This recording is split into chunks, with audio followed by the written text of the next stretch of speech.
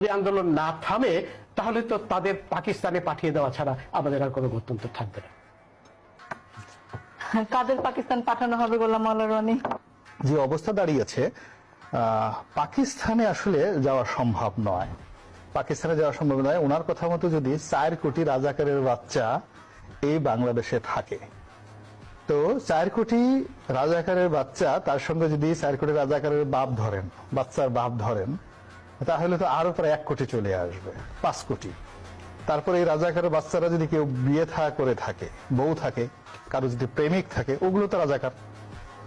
এতে কোনো অবস্থা নাই। অর্থাৎ 5 কোটি রাজাকারের বাচ্চা, তাদের বাপ, তাদের মা, এরা রাজাকার। এদের যদি বিয়ে করে থাকে, বউ রাজাকার। এ যদি প্রেম করে থাকে কারোর সাথে, ইয়াং ছেলেরা, তো এটা তো সঙ্গতি করে নিয়ে অনেক রাজাকারের মেয়ের সাথে সে প্রেম করবে। তার বাইরে তো কোনো মুক্তিযোদ্ধার মেয়ের সাথে সে প্রেম করবে, এটা কমন।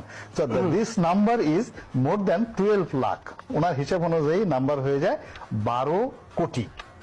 4 কোটি রাজাকার এই রাস্তায় এখন যদি থাকে, 12 কোটি হয়ে যায়। বউ, বাচ্চা, প্রেমিক, এগুলো সব ধরলে আর কি, নাতিপুতি ধরলে 12 কোটি লোককে আসলে পাকিস্তান যাওয়া সম্ভব নয়। বরং এই রাজাকারের বাচ্চারা, 12 কোটি রাজাকারের বাচ্চারা যদি এক হয়ে যায়, তারা অনেককে ভারতে পাঠিয়ে দিতে পারে। That is the dangerous game.